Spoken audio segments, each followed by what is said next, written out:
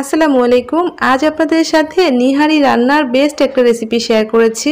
আমি যত নিহারি রান্না করেছি আমার কাছে এই রেসিপিটা সবচেয়ে বেস্ট মনে হয়েছে। স্পেশাল মশলার সাথে নিহারির ঝোল কিভাবে বেসন বা ময়দা ছাড়াই ঘন করা যাবে সেই সব টিপস সহ আজকে রেসিপিটা শেয়ার করেছি। আশা করছি আপনাদের অনেক ভালো লাগবে। তো এখানে আমি গরুর নিহারি নিয়েছি, এগুলো আসলে আমাকে প্রসেস করে দেওয়া হয়েছিল। তো এগুলোকে আমি ভালো করে ধুয়ে নিয়েছি আর তারপর এর মধ্যে আমি বেশ অনেকটা পরিমাণে গরম পানি দিয়ে দিচ্ছি, ফুটন্ত গরম পানি। এই গরম পানির মধ্যে আমি নিহারিগুলোকে 15 মিনিট থেকে 20 মিনিট ভিজিয়ে রেখে দিব, এতে করে নিহারির ময়লাটা আরও অনেকটা বেরিয়ে যাবে। তো আমি খুব ভালো করে একটু ডুবো ডুবো করে 20 মিনিটের জন্য রেখে দিচ্ছি। তো 15-20 মিনিট ভিজিয়ে রাখলেই হয়ে যায়। তো আমি 20 মিনিট পরে আপনাদেরকে দেখাচ্ছি। দেখেন এখান থেকে কিন্তু অনেকটা ময়লা বেরিয়ে গিয়েছে। তো এখন আমি পানিটা খুব ভালো করে ঝরিয়ে নিয়ে আরও একবার ঠান্ডা পানি দিয়ে ধুয়ে নিয়ে এসেছি। এখন দেখেন আরও কতটা সাদা লাগছে। এখন এর মধ্যে আমি দিচ্ছি পেঁয়াজ বাটা। আমি মিডিয়াম সাইজের 4-5টা পেঁয়াজ বেটে নিয়েছি, সেটা দিয়ে দিলাম। তারপর এর মধ্যে দিচ্ছি 2 টেবিল চামচের মতো রসুন বাটা, 1 টেবিল চামচ আর 1 চা চামচ দিয়েছি আদা বাটা। যেহেতু নেহেরির মধ্যে স্ট্রং স্মেল থাকে তাই আদা রসুনের পেস্টটা বেশি দিয়েছি। 1 টেবিল চামচ দিয়েছি লবণ, 1 টেবিল চামচ লাল মরিচের গুঁড়া, 1 চা চামচ হলুদ গুঁড়া। তারপর এর মধ্যে দিয়েছি 1 চা চামচ ধনিয়ার গুঁড়া, 1 চা চামচ জিরার গুঁড়া, আধা চা চামচ দিয়েছি গোলমরিচের গুঁড়া। এখানে আমি আস্ত গোলমরিচটা ইউজ করব না, তাই গোলমরিচের গুঁড়া দিয়েছি। এখন দিচ্ছি আমার বানানো গরুর মাংস নিহারি কাবাবের যে স্পেশাল মশলা, সেটা আধা চা চামচ দিয়েছি। তারপর আমি সামান্য একটু তেল দিয়ে দিলাম। তারপর এই সব কিছুকে ভালো করে মিক্সড করে নিচ্ছি। এখানে কিন্তু আমি গুঁড়া মরিচের পরিমাণটা বেশি দিয়েছি, ঝালটা আপনাদের পছন্দ মতো দিয়ে নেবেন। খুব ভালো করে মিক্সড করে নিচ্ছি স্প্যাচুলা দিয়ে। আমার এই স্পেশাল মশলার রেসিপিটা আমার চ্যানেলে দেওয়া আছে, আমি কোরবানি ঈদের জন্য বানিয়েছিলাম, আপনারা চাইলে দেখে নিতে পারেন। এই মশলা দিলে গরুর মাংস নিহারি কাবাবের টেস্ট অনেক বেড়ে যায়। আমি একটা বড় পাতিল বসিয়ে দিয়ে তেল দিয়ে দিয়েছি। নিহারি রান্নার জন্য সবসময় বড় পাতিলে ইউজ করবেন। তারপর এর মধ্যে বেশ অনেকটা পরিমাণে পেঁয়াজ কুচি দিয়ে দিলাম। পেঁয়াজ কুচিটাকে নেড়ে চেড়ে হালকা একটু ভেজে নেওয়ার পরে এখানে আমি এখন মশলা অ্যাড করে দিচ্ছি। এখানে আমি 3টা বড় দারচিনি দিয়েছি, একটু নেড়ে চেড়ে দিচ্ছি। 3-4টা দারচিনি আপনাদের পছন্দ মতো দিবেন। যেহেতু আমি যে মশলাটা ইউজ করেছি তার মধ্যে অনেক ধরনের মশলা রয়েছে, তাই মশলার পরিমাণটা কম দিচ্ছি। একটা বড় এলাচ, একটা স্টার মশলা, 2টা তেজপাতা, 4টা লং, 4-5টার মতো সাদা এলাচ দিয়ে দিলাম। এখন এই সব কিছুকে আমি কিছুক্ষণ ভেজে নিব। যতক্ষণ না পেঁয়াজটা হালকা বাদামি কালার হচ্ছে ততক্ষণ পর্যন্ত ভেজে নিয়েছি। দেখেন পেঁয়াজটা কিন্তু হালকা বাদামি কালার হয়ে এসেছে, আর তখন দেখবেন যে মশলার ফ্লেভারটা অনেক সুন্দর লাগছে।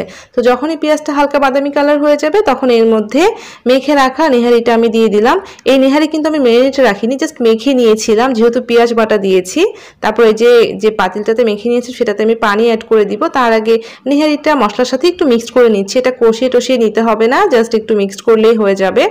তো পেঁয়াজের সাথে একটু মিক্সড করে নেওয়ার পরে আমি এর মধ্যে পানি অ্যাড করে দিচ্ছি। যেই পাতিলে আমি নিহারিটাকে মেখে নিয়েছিলাম সেটা দিয়ে বেশ অনেকটা পরিমাণে পানি দিচ্ছি।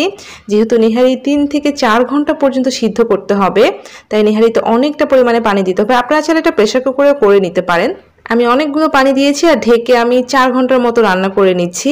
তো এই পাশে একটু আপনি মাঝে মাঝে নেড়ে ছেড়ে দিবেন। যদি পানিটা শুকিয়ে যায় তাহলে একটু পানি অ্যাড করে দিবেন, কারণ নিহারির ঝোলটাই তো অনেক বেশি মজা হয়ে থাকে, তাই না? দেখেন কিভাবে টকবক করে ফুটছে, এভাবেই কিন্তু নিহারিটাকে রান্না করে নিতে হবে। তো আপনারা ঢাকনা খুলে একটু পরপর নেড়ে দিবেন। আর এই নিহারি রান্নার শেষে কিন্তু একটা দারুণ ট্রিক্স রয়েছে, অবশ্যই পুরো রেসিপিটা দেখে নেবেন, কারণ এই ট্রিক্সগুলোর কারণে কিন্তু নিহারির টেস্ট 10 গুণ বেড়ে যাবে। তো দেখেন আমি 4 ঘন্টা পরে আপনাদেরকে ঢাকনা খুলে দেখাচ্ছি, পানি অনেকটা শুকিয়ে গিয়েছে আর নিহারি ভালোভাবে সিদ্ধ হয়ে গিয়েছে। যদি প্রেসার কুকারে করেন তাহলে তো খুবই কম সময় লাগবে। তো আমি প্রেসারে যেহেতু দেইনি তাই আমি এভাবেই জাল করে 4 ঘন্টার মতো সিদ্ধ করে নিয়েছি। ঝোল অনেকটা শুকিয়ে গিয়েছে, তো আমি আরো কিছুটা ঝোল অ্যাড করে দিব। আপনারা আপনাদের পছন্দ মতো ঝোল বাড়িয়ে কমিয়ে নিতে পারেন। তো আমি অল্প করে দিয়েছি। তো চুলার আঁচটাকে একটু বাড়িয়ে দিলাম। আমার নেহারি কিন্তু হয়ে গিয়েছে। এখন আমি এখানে দিচ্ছি ওই যে স্পেশাল মশলা, আধা চা চামচ দিয়েছিলাম, আবারও আমি আধা চা চামচ দিয়েছি, কারণ এই মশলার ফ্লেভার এতটাই সুন্দর। যখন আপনি নেহারি রান্না করবেন কিংবা গরুর মাংস রান্না করবেন দেখবেন যে পুরো ঘর বাড়ি ঘ্রাণে ভরে গেছে। এখন আমি এর মধ্যে দিচ্ছি 1 চা চামচ ভরে ভরে গোটা ধনিয়া, গোটা জিরা আর শুকনা মরিচ আমি শুকনো তাওয়ায় ভেজে তারপর এভাবে গুঁড়ো করে নিয়েছি। এটা অবশ্যই নামানোর আগে দিবেন, খুব ভালো করে 1 চা চামচ দিয়ে দিয়েছি। তারপর আমি এর মধ্যে অ্যাড করে দিচ্ছি বিট লবণ। যেহেতু লবণের পরিমাণটা কম দিয়েছি তাই অবশ্যই একটু বিট লবণ দিয়েছি। তবে নেহেরিতে লবণ বেশি দেওয়া যায় না, কারণ রুটি পরোটার সাথে খেতে তখন বেশি একটা ভালো লাগে না, তাই অবশ্যই লবণটা টেস্ট করে নেবেন। আর এই যে শেষের দিকে আমি বিট লবণ দিয়েছি, বিশ্বাস করেন এর ফ্লেভার এত সুন্দর হয়ে থাকে। আর দেখেন ঝোলটা কতটা ঘন হয়েছে। নেহেরিতে বেসন কিংবা ময়দা দিয়ে ঝোল ঘন করাটা আমার একদমই ভালো লাগে না খেতে। আমি পেঁয়াজ বাটা দিয়ে এভাবে ঘন করে নিই। আর যত বেশি নেহেরি আপনি জাল করবেন নেহেরির ঝোলটা কিন্তু তত বেশি ঘন হবে। আমার নেহেরিটা কিন্তু হয়ে গিয়েছে। আমি এখন এই যে গোটা মশলাগুলো তুলে ফেলে দিচ্ছি, কারণ এই গোটা মশলার কারণে নেহেরি কিংবা মাংস সবকিছু স্বাদই একদম নষ্ট হয়ে যায়।